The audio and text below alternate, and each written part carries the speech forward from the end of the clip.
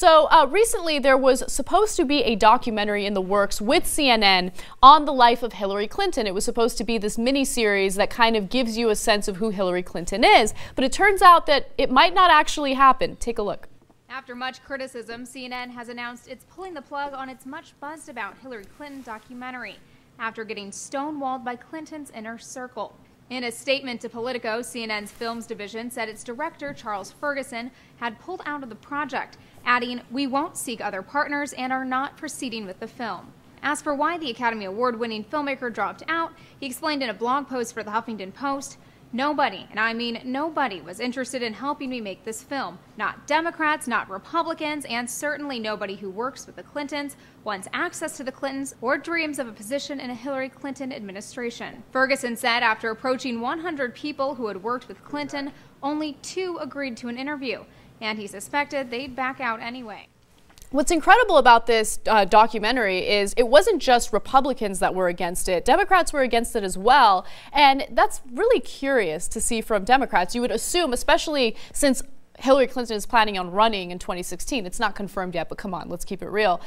It would essentially help her. So you know why Republicans would be against it, but why Democrats? Andrea. I think this whole thing is fascinating. I really, really do. I mean, just the sort of ultimatum that the Republicans or the RNC made towards CNN, if you show this, we won't have debates on your channel, is goofy to me. And then I can sort of understand politically how it could be dangerous because they've got skeletons in their closet. They've been aired many, many times, but still, to remind people of those before she potentially runs, it maybe is not the best thing. But this is not something I would expect in this day and age, in this sort of free democracy in this media. I don't know. I'm surprised by the whole thing myself. Rob, do you agree with her? Is this something that surprises you? No, not at all. It's all about, you know, the great Johnny Rotten Pill song, careering, right? Everybody cares about their career. They don't give a shit about anything else. Hillary Clinton is an important, powerful person. Bill Clinton's an important, powerful person. Chelsea Clinton is going to be our 47th president, since that's the way it seems to work in this country. And there's no way you can get people to go out on a limb about anything in our society if they think that it could impact their career negatively. So no one's going to say anything about Hillary. Either you get a hagiography, which Charles Ferguson's not going to direct because he's a brilliant guy and he's going to direct a real movie.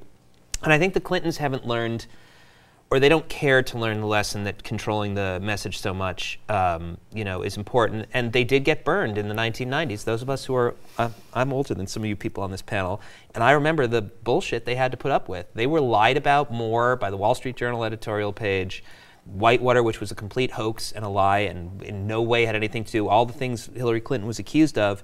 I think they felt so burned by all that nonsense that they're not capable now of opening up again and saying, hey, in the 21st century, with all the technology we have and all the ability to communicate and all the tools, we should chill a little bit and let people talk. Yeah, I mean, wouldn't you argue, Lucas, that that lack of transparency would actually hurt them in the long run? Because I think, especially with the internet and new media, you notice that people are much more interested in personality and character, as well as the type of policies that that particular politician would pass.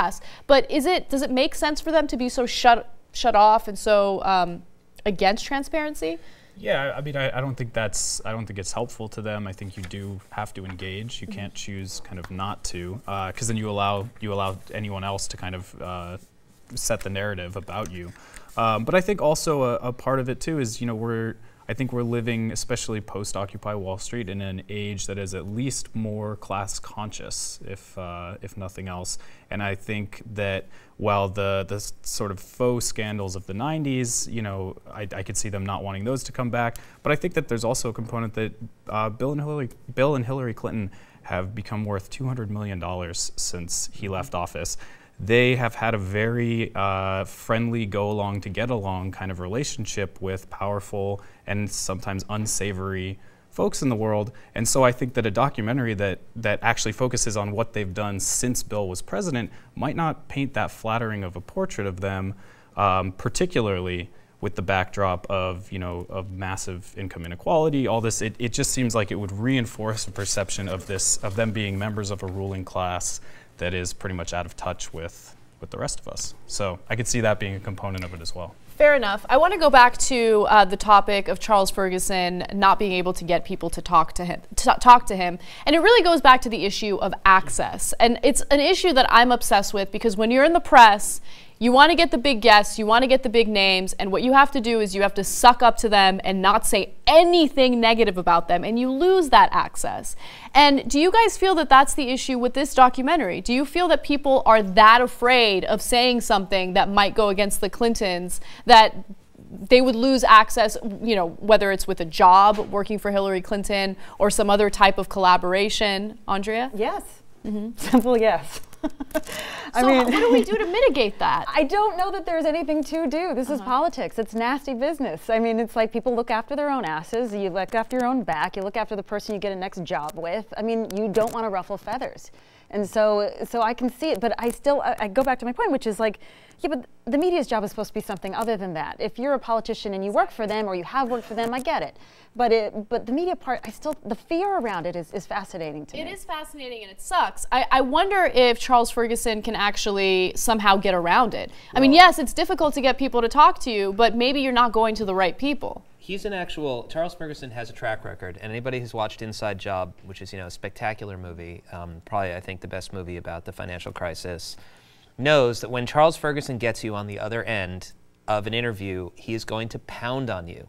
And if, the guy who's the head of the Columbia Economics Department now, who was in the Bush administration, is completely devastated by Charles Ferguson in that movie and is made to look like a total tool. Nice. And he is. Like, you look at it at the end, you're like, clearly you're a horrible person. And the fact that Columbia hired you is pathetic. Like, it's pathetic across the board and in so many different levels. If I watched that movie and Charles Ferguson called me and I knew that he might be doing that to me, I would think twice before I'd be willing to get in front of his camera.